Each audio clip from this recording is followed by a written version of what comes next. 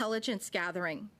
The reality is that what you don't know can hurt you. Merci beaucoup. Thank you very much. Thank you very much. Ms. Sgro for 5 minutes. Well, I won't take 5 minutes. Thank you very much for hosting this study. And I'm grateful for you doing it because it's the first time I've talked to anybody about this issue.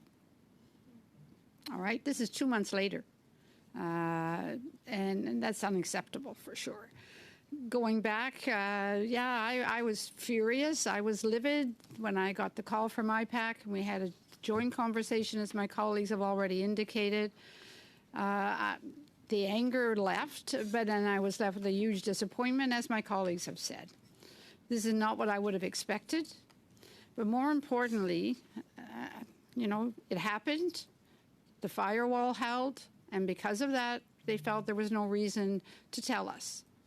Well, I want to know. Many of us on this panel, all of us, do a lot of human rights work, and we take on some pretty hot topics in the House of Commons and outside the House of Commons. And I think the intent of a lot of this is to intimidate all of us so that we will stop standing up on behalf of people who don't have a voice. And I think that's a big, important part of our job. It's just not to represent our local constituents.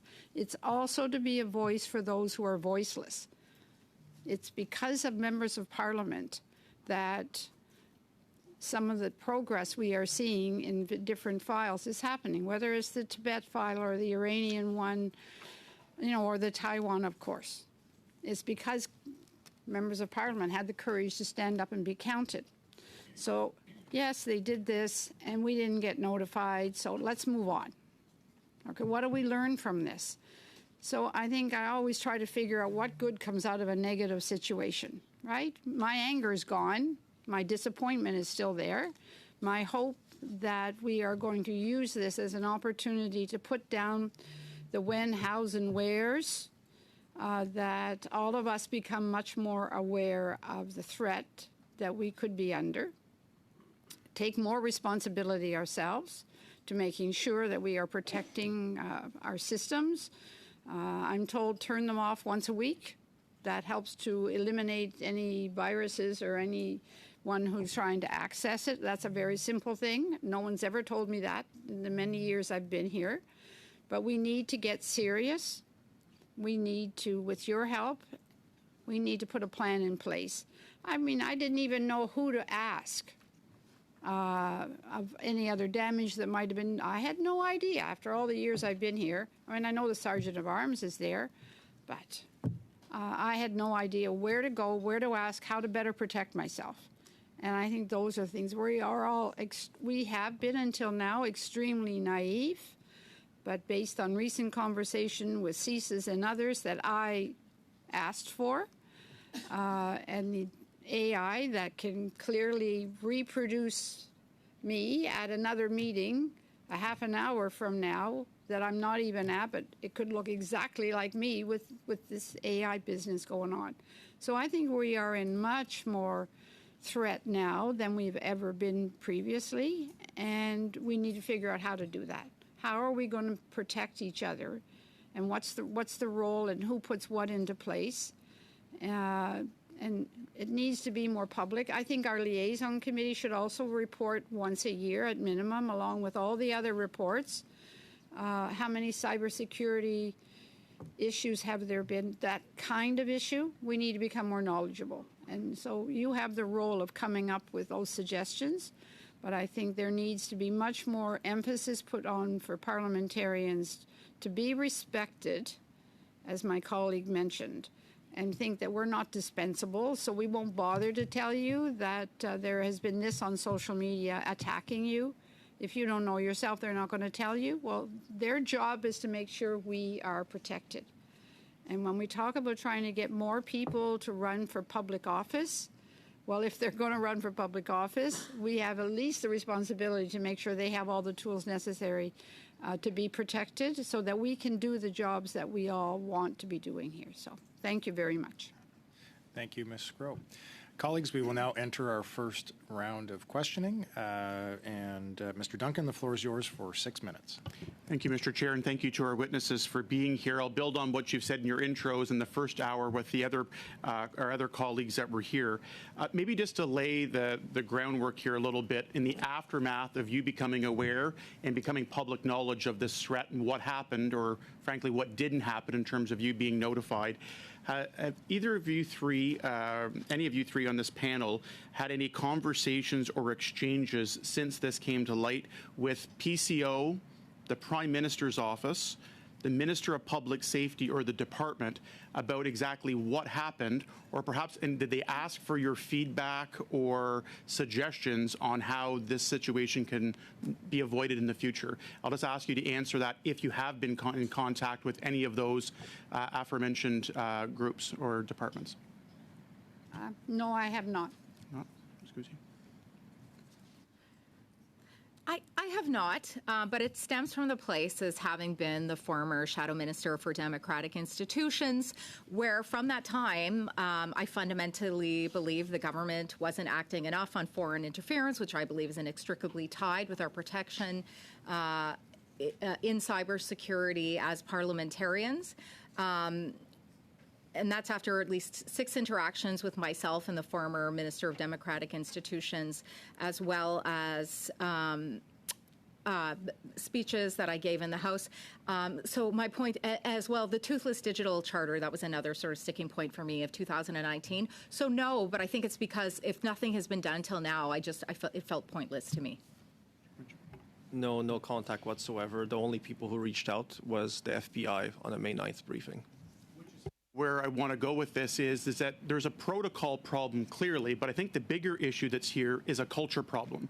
There are protocols in place right now that officials thought would inform parliamentarians, and that's not happened. There's a bigger issue here of a culture that comes from the PCO, PMO, in different agencies that just frankly I felt were careless in assuming somebody else would look after it, not do proper follow-up. So maybe I want to ask each of you about your comments on the culture that's out there, just of not doing that follow-up, not making sure that people that are actually being threatened are being informed in a timely manner, provided the proper resources and so forth, and then maybe in your response talk about what needs to change and who is responsible. And the disappointment, for example, Ms. Scrow, you mentioned that you still have. Who's that disappointment with in that, in terms of where the responsibility lies? Mr. Commish. So, Chair, my response to that would be to repeat something Judy said. I believe that the government sees us as disposable because we're members of parliament. We come and go, which is the way our system is supposed to work. And especially for us backbenchers, I think there is this culture in the agencies and government in general that because we're temporary, we're temps, to use a term that I sometimes read in my ATIPs from civil servants, because they know we'll leave, that we're infinitely disposable. I think the government had a moral and ethical responsibility to tell us, go straight to the top. As soon as they knew, just tell us. That's the answer. I can take care of myself. I can then go and ask CSC for the Cybersecurity Center help. I can then go ask the Sergeant at Arms for help. Like, I kind of know what I can do, but if I'm not told, I can't do anything if I don't know. Sure. I think it's a coordinated naivety between all authorities. Historically, we've moved into another era. I'd say even more recently. I'd even say on a weekly or monthly basis. But I fundamentally feel, and I'm sure I'll be challenged on this, that it's on an indifference by the current administration, and this indifference leads to incompetence in the rank and file. That's of those who are in charge of our safety. I fundamentally believe this. Ms. Rowe? I think for many years we have all been naive, whether we're parliamentarians or we are people who work in a whole lot of different areas. Canada is just waking up to issues of foreign interference and all the rest of it. This is a new era. And I think everybody's been naive, not realizing. I don't think anybody intentionally held anything back that they thought would hurt us.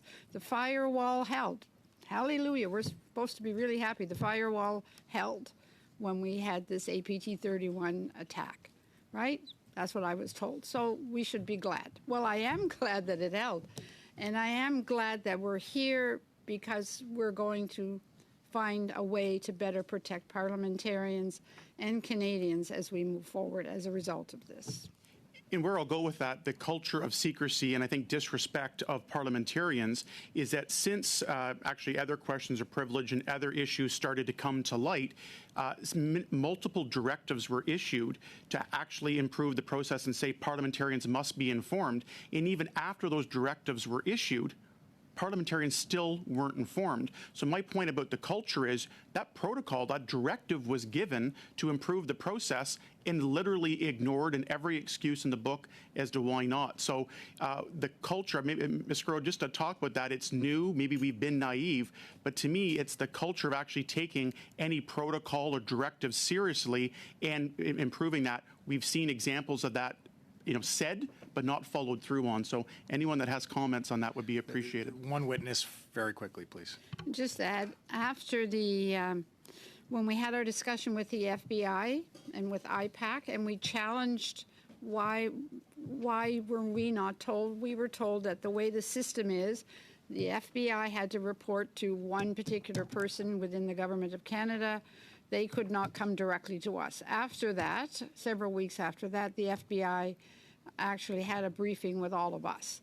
But they said that there was a system in place that the FBI could not directly inform us. It had to go through a bit of a protocol that was in place that nobody seemed to follow. Thanks very much, Mr. Duncan. Ms. Romanato for 6 minutes. Thank you very much, Mr. Chair, and through you, I'd like to thank my colleagues for being here. And I'll premise this the way I did with the last panel, that I firmly believe all of you should have been told. And it's very unfortunate that you weren't. So I want to pick up on that. Mr. Kimmich, you mentioned that you've had meetings with the FBI, I think it was on May 9th, but you mentioned you have not met with CSIS or CSE. Have you met with anyone since this has come out? Has anyone from, whether it be CSE, House of Commons, IT, or CSIS sat down with you? No. Okay. Ms. Kuzi, in your case, has anyone met with you? No. Yeah, I'll just leave it. I'll leave it there, Ms. Romanow. No. Ms. Groh? This is at my request. Okay, so you actually had to request the meeting. Yes. Okay. So there appears there's obviously the protocol is not working. The fact that you had to proactively reach out yourself is an issue. When CSIS was here and CSE was here, I think there is a fundamental misunderstanding about what actually MPs do. I'm not an intelligence officer. I would not know what they do. But there really is a disconnect, I think. They don't realize, as you said, Ms. Groh, the work that we do puts us more at risk in terms of interest from other, whether it be state actors or non-state actors. And we never want MPs to change what they're doing. We want you to continue to do what you're doing because it is important work, whether it be here in Canada or abroad or standing up for human rights. What would you recommend that this committee put forward in terms of making sure that intelligence agencies and those who are asked to protect us, whether it be physically or in the virtual world, what would you recommend that we recommend to them to make sure they understand what we do and how we do it? Would you have recommendations for us and any of the witnesses? Chair, I'll go ahead and give that a shot. I would say the first thing is these agencies need to have a positive requirement on them to inform parliamentarians, because what I don't want to see is what now I've experienced, where even HOC cybersecurity says, and our Sergeant at Arms' office says that the HOC cybersecurity knew, but Sergeant at Arms' office didn't know. Then they come here and everybody says someone else was told to tell someone. And it's unclear to me, again, you have the in-camera discussions that were had.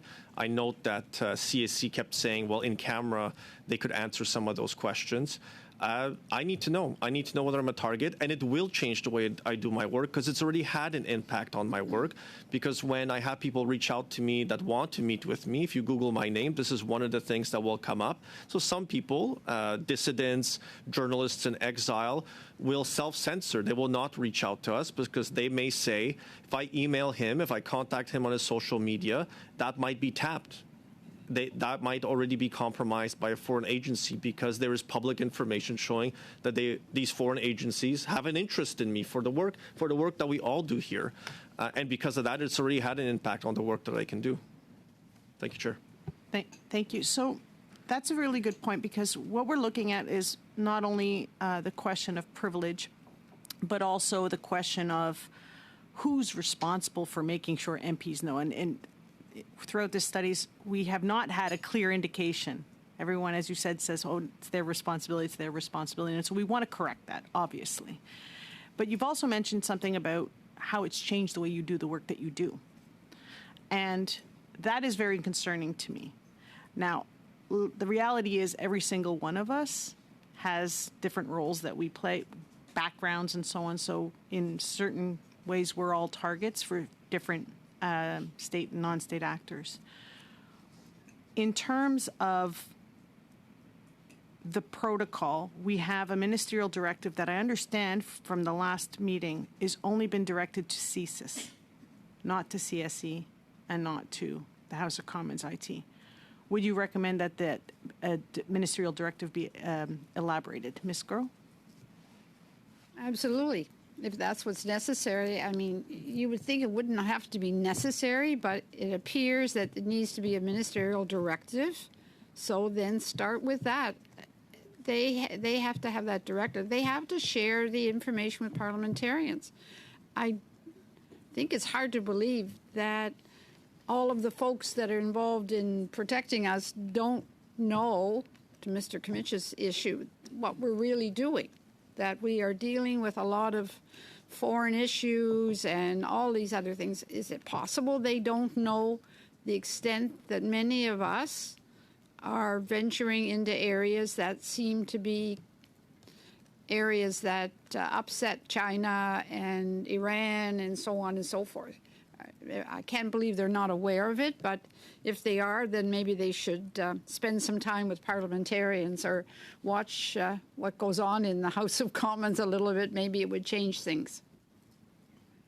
I only have 15 seconds. And again, I want to thank you for coming forward today and giving us any feedback that you have because we do have to fix this. Thank you. Merci. Madame Gaudreau, à vous pour 6 minutes. Ms. Gaudreau, 6 minutes. Mr. Chair, today, in all honesty, I can see that this is a meeting that is most relevant. We're talking about the problem and not just simply being partisan. I'd like to go back to what you experienced, and I heard when you said we have to take charge. We have to take matters in hand upstream. One day there will probably be another government. Is it normal that there shouldn't be any confidence? Because when you met with the CSE, I raised my hand and I said, well, given that I'm not your client, you're dealing with a government, I want to be your client. I'd like to hear what you have to say on that. What do you think that we should get this out? Because this is part of our life. We live this 24 hours a day, 7 days a week. What do you think of that? In my part, we have to really do a complete evaluation of the system. We have to better inform parliamentarians, MPs of these problems, because right now there seems to be a complete lack of a system to analyze the threats, not only to the system per se, but that also includes the threat for each and every MP, because the threats to MPs are there given the activities that MPs are involved in. And as I said, it's really important to be transparent, and you have to provide information. Information is very important for the MP. So, in my opinion, I think we need a complete review of the system with better transparency and a better assessment of the threat. Perhaps I missed something you said in your opening statement. Do you think that the attacks, were they against your personal account?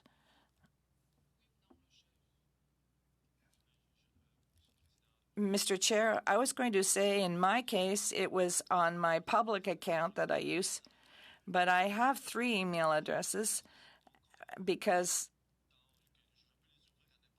I can open them at any time. No one has told me whether I could open these emails. So I printed them off, and that's what I have to do, because from what I know, this digital surveillance attack works with photos. Look at the pixels that are in that. I did a Google search, and everything's described. In my opinion, it's in my public address, in my personal writing office, and in my HAL office. So each of these computers could have been affected because of the lack of information that I was given. Pardon me. House of Commons Okay. account altogether. But can I just take it somewhere else, that following on the earlier one of what can we do? You know, this is June, and we're learning a whole lot. I would hope that when the House comes back in September, that there is a very significant presentation on security issues to all parliamentarians, and one that we would start the session with. Je vous arrête parce que mon temps est... I'm going to interrupt you because I have limited time. Moreover, I don't know as far as you're concerned, but we did get a CSIS briefing at our caucus, and it's becoming a necessity. I'm very concerned with prevention. So your parliamentary account, and as far as you're concerned, I have 3 accounts. The first one is stephaniecouzy.parle.gc, and I have a Gmail account. So, but for me, it's a window.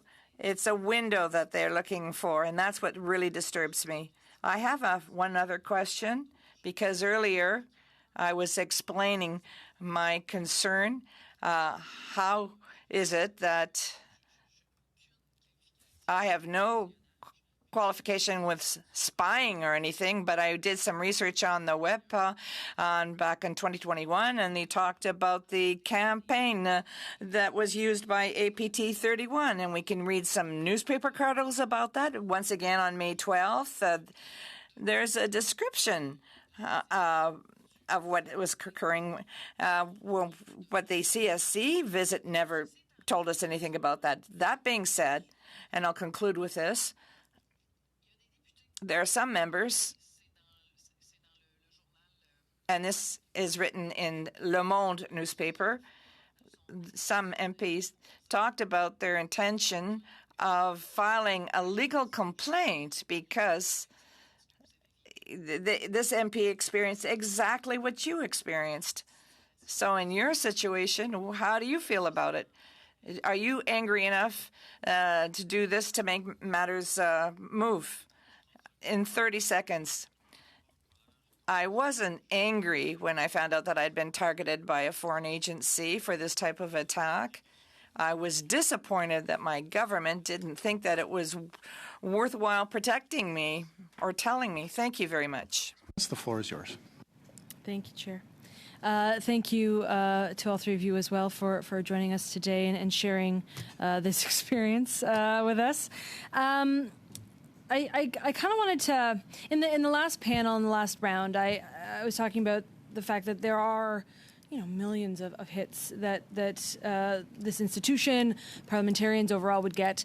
I'm a little concerned, and I worry when CSIS and CSCs were here, they talked about the fact that they regularly, and I think the House of Commons administration said, they regularly provide parliamentarians with general warnings, and that they thought that that was enough in terms of that that understanding of what foreign interference or a cyber attack would be. We also talked about personal responsibility, what that means to the individual MP.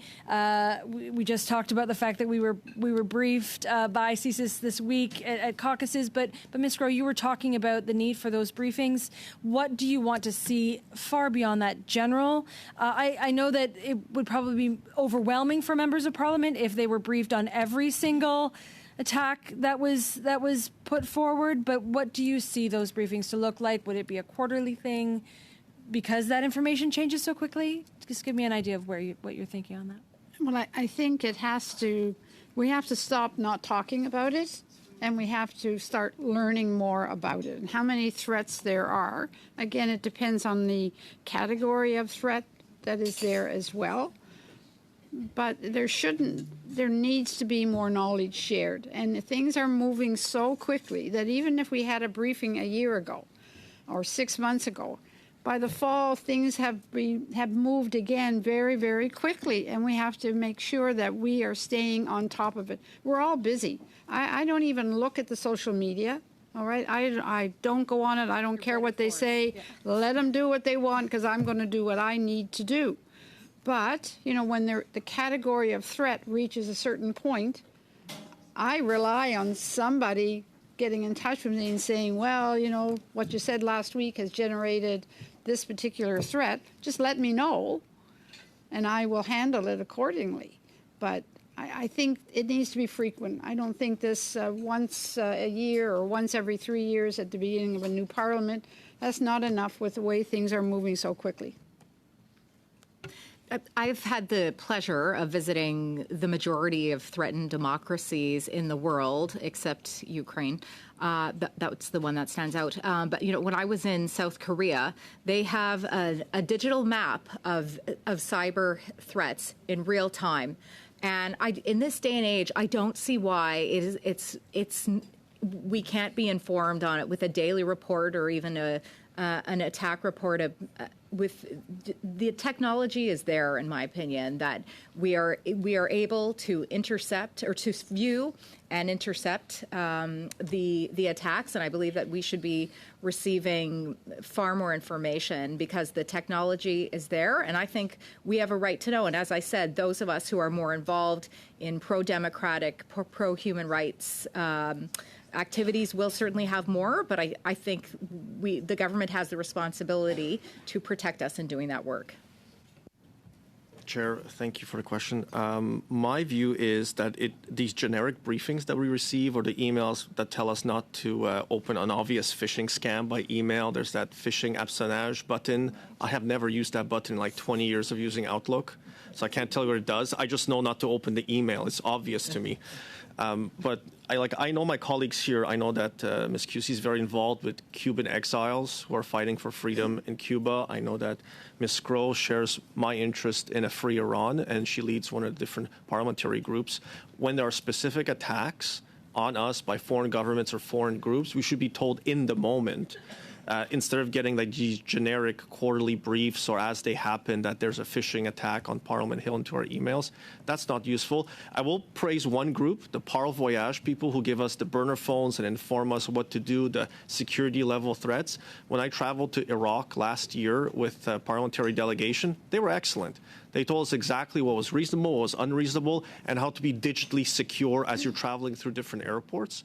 But outside of that, like I said, nobody's come talk to me from CSIS, CSC, or any of the other alphabet soup agencies, except for the FBI, to tell me and explain to me what I could do to be safer and like actual technical usable things. Thank you.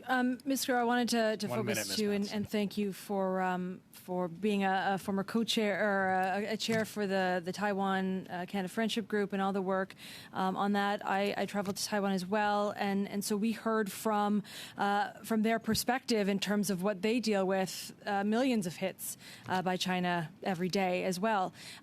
They put forward a minister. They have a specific minister of digital affairs. Is that something that Canada should replicate, or do you have other ideas in your many trips and learning from them where we could go? I found it fascinating to see the thousands and thousands of hits they get on disinformation every single day. So, they have 4 people whose job, that's all they do. 24 hours a day is monitor the system and put out corrections to the disinformation that is being fed into the networks that are out there. And so I think we've got a lot to learn from them in that particular area, whether they're dispelling disinformation.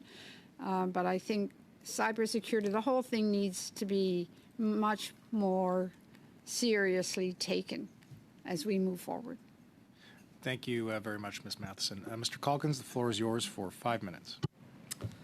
Thank you, Chair. I just want to differentiate because I think there's been attempts to conflate so many attacks with the instance that's happened in this particular case. We're dealing here with actual phishing. This is a different thing altogether. This is not a denial of service attack. This is not a cyber attack. A phishing attack is a personal attack because the vulnerability is actually at the human level. I'm fully convinced that our technical experts, because I actually did IT work in a previous life, I'm so outdated now that I wouldn't know some of the new things that they're doing. But the difference here is it involves a human being making an error. That's how they do it. Because we can actually thwart most of the cyber stuff. We can thwart denial of service attacks. We can thwart all of these things that actually attack the technology. But this is an attack that the vulnerability is one of us clicking on something that we hadn't ought to be clicking on. And, the difference in this particular case is it was serious enough. It's not just somebody looking to try and scam us out of some money. It's not the Nigerian prince type of question. This is actually serious enough because it's from a hostile state foreign actor or considered a hostile, potential hostile foreign actor, directly targeting one of us, a group of us, 18 of our colleagues, with this attack. And I think the frustrating part for me is our job, our primary responsibility.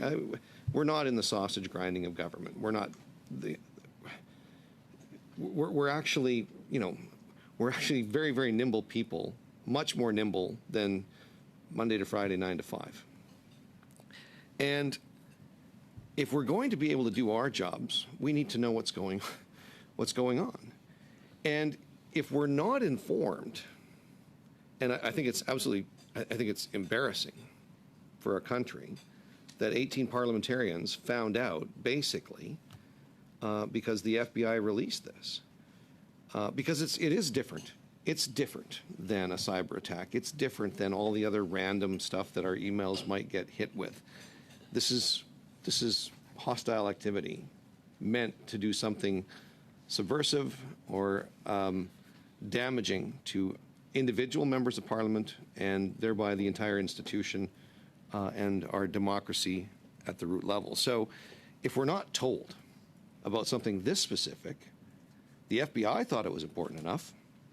They seem to be able to sort it out of cyber attacks and denial of service attacks and other infrastructure attacks and other just random phishing or malware attacks. Why can't Canada do this? And how are we supposed to keep and hold our government to account if we don't actually even know that something is happening?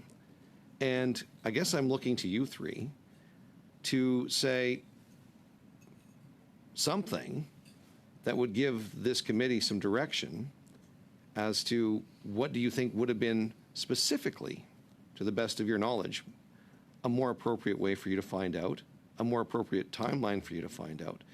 Because we can't fix, the only reason we're talking about this is because somebody else tipped us off. Just to let you know, we've got about 90 seconds left to the witnesses. Yeah, and I'll just leave it at that. And I know it's a very open-ended general question, but if IPAC hadn't told us, we wouldn't know today.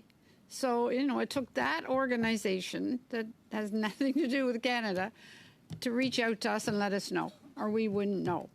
And so, again, I go back to the disappointment that we need to know, parliamentarians need to know when there's been a threat leveled against us. We need to know. And that doesn't mean 6 months from now. If I got a threat today, based on what I said yesterday, I wouldn't even know where to go. I mean, I know I'm going to go to Sergeant of Arms, but then what? Like, we need to know, what do we do when we receive something that we think is a serious threat? What to do, what not to do, and where to go. Chair, thank you for the question. I was going to add that the government of Canada needs to treat our digital security like the House of Commons treats our physical security. I feel safe around the parliamentary precinct because I know there's enough PPS officers around who are actively managing the security of the area. And on digital security, like, I'm sure they can shut down our emails and then keep our files safe, whatever device that they're on. But when CSC found out that this was APT 31, these aren't basement goons. These are men and women who there was a $10 million reward by the U.S. State Department for information leading to their arrests. This is like an active foreign intelligence unit that was used. So as soon as that was found out, there should be a positive responsibility on CSIS, CSC, and all the alphabet soup agencies to don't send me an email, call my office, contact me directly, tell me that I'm a target, and tell me why I'm a target, if they know. Because I would like to know. The phishing stuff, I entirely agree with you that that's everything we go through that. People go through that in private life and businesses, but being targeted by foreign intelligence service is new. Thanks very much. Mr. Hardy, the floor is yours for 5 minutes. Thank you, Mr. Chair, and thank you for the information that we've had this morning. NCCOP, of course, came down with a report. And evidently, as we've learned, some people are named in that report as based on intelligence that surfaced during a variety of work done by our agencies. I want to pull it back to the issue of privilege. There's been a lot said about, should we divulge the names of those people to the world? Should we perhaps think about ways of divulging the names of those people to those people? Is that a question of privilege? I'm just asking for an opinion here. You don't have to be, encyclopedic or well-read on the whole issue, but what do you think? We'll start with you, Ms. Kuzi. Absolutely. I think that's the first step. I would not. I think that they should be divulged to the world as the position of my party and my leader as well. But it absolutely should be divulged to them, and I know I constantly do. Okay, an we'll inventory. ask for a fairly short answer Sure. because I have other questions. Yes. Okay, Ms. Sgro? I think they should know that they are named in a report of concern, but certainly they should not be publicly released. How could you go throw out anybody's name? There a lot of innuendo in that report and so on and so forth, but there's no proof, lots of possible intelligence and all of that, but you could not turn around and throw out Ken Hardy's name being in that report as a possible person who's working contrary to Canada. I'll have something to say on that one in a second. Mr. Kimmich? Chair, thank you for the question. Chair from the Canada-China Committee, I'm glad to see you here. I was going to draw your attention to page 66 of the NCCOP report, engagement with parliamentarians. So to answer your question in brief, I just want to quote this part after, is to say, yes, those names should be released. It says here, paragraph 162, it did so because parliamentarians are often at the center of interference activities by foreign states. While the committee recognizes that CSIS has provided briefings to some members of parliament, a comprehensive briefing strategy covering all parliamentarians was not implemented despite PCO seeking the Prime Minister's approval on 2 occasions. It goes straight to the top. Right. There's some character running around Surrey right now who's identified as a proxy for India, telling everybody, including the reporter that I spoke to over last weekend, that he and I are just like this. And that's not the case. I wouldn't doubt that my name is in that report just based on that, right? So I would deserve to know, even if it's just private, because I think it's a matter of privilege. Mr. Kimmich, I have to compliment you on the work that you have done on the Canada-China Committee. You've been in the thick of a lot of very, very interesting, testimony and commentary. We know that China's very persistent. They play the long game. And I'm just concerned that, okay, APT 31 is one thing, but what about the cumulative effect of APT 31 on top of what the United Front does, on top of all of these other things? You care to sort of, gather all of that and comment on what actually we should be looking at here? So, Chair, thank you for the question. I'll try to keep it as brief as possible. I agree in general. There are many different APTs out there, as I've discovered with my staff. When you do a search of it, there's actually multiple units. This is the thin wedge of the sword that the PRC wields. As you know, Chair, there's a lot more of these types of activities we expect into the future, of entire campaigns that will be led against Western democracies and against legislators, because in many cases, legislators are seen as the weak point in the government because you don't have the help of the agencies typically. That was the case, I'll mention, I'll draw your attention to the statement made by Belgian legislators who said that they equally were not told by their government that they had been targets of APT 31. And in their case, they said there was a direct attack on their democracy and on their parliament for their government not having told them, and they expect other attacks by PRC entities and agencies. I will say that since 2012, when Xi Jinping took over, the United Front Works Department has basically become a state security apparatus that operates in all Western democracies, and we should be paying serious attention to all of their sub-entities like these APT 31 type groups. That's about it, Mr. Hardy. Thank you. Madame Gaudreau, 2 minutes 30 seconds. 2.5 minutes, Ms. Gaudreau. Mr. Chair, I see that what I found here, which comes from the French Republic Center. So during our meeting, we were expecting to hear about details, and I can tell you, go and look at this. There's this whole chain of infection, and this goes back to 2021. All of the intrusion vectors, the invasion methods used, the victimization involved, the infrastructure. It's all described here. The equipment that's being targeted, everything has been there since 2021, and it's accessible. So I would invite you,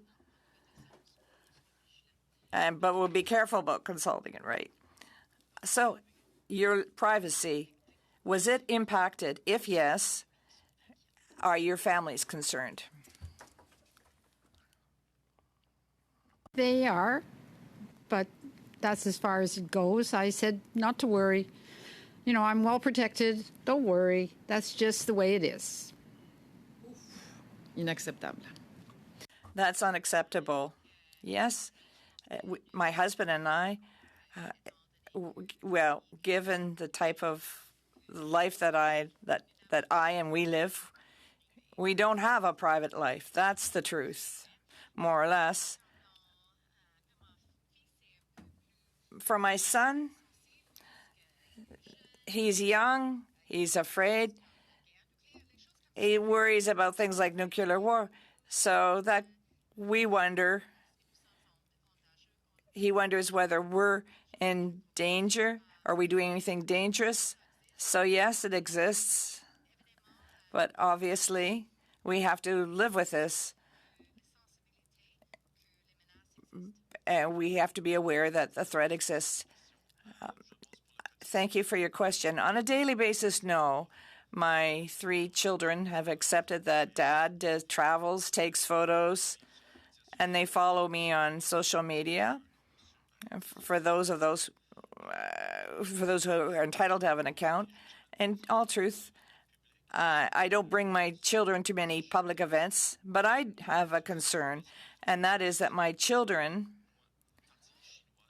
are part Chinese, part ethnically Chinese, part Jewish. And when I look at all of the demonstrations taking place in the streets, when I see the racism against people of Asian origin, I'm concerned about the culture in our country and the harmful effect that these campaigns have. These campaigns by foreign agents, I worry about the impact this will have on our society and on our culture. Thank you. One of the reasons that we were given at this committee for why MPs within the IPAC group were not informed was that there was an active investigation underway, and there was a belief that that might become public, which would interfere with any further investigation. Do you accept that as a reason? No. Again, they know how to run their part of this operation. We're parliamentarians, so we don't necessarily understand their rationale, but it doesn't make any sense to me. Don't try to protect me. I can protect myself, but I have to know if there's a serious threat out there. I want to know. It's not going to probably change much, but I want to know if it's a serious, and I can't see the rationale for not sharing that information. Maybe further to that, in terms of what Mr. Hardy was asking, I do worry in terms of, I'm not one side or the other whether we release the names or not. I see the harm in terms of that court of public opinion. We work in very public, as we've just said, jobs. What does that do to a parliamentarian? Because in my estimation, intelligence isn't always evidence. So for that investigation, how do we allow that to happen if we can merge both questions? Then we have to fix the system. That's like a real serious problem if intelligent isn't evidence. And again, this goes back to my initial point of what I perceive to be a naivety and a necessity to revamp the entire system, given, I think that, as I said, I believe it's a result of naivety. I believe it's a result of indifference, of inaction, incompetence. But it shouldn't be that way. We should be able to trust what's in the report. That's a huge problem. And I really hope, whether it's this government or another government, can address that so that when something is published, we can have confidence in it. If not, what does that say about us as a nation, that we can't even have faith in what is supposed to be the most sound, most sensitive report, the information within that? I think that's a pretty sad statement, and I hope one day to live in a state where we can trust a report such as that and the information within it. Thank you. Okay, that's about it, Ms. Matheson. But Mr. Comich, if you have a quick response.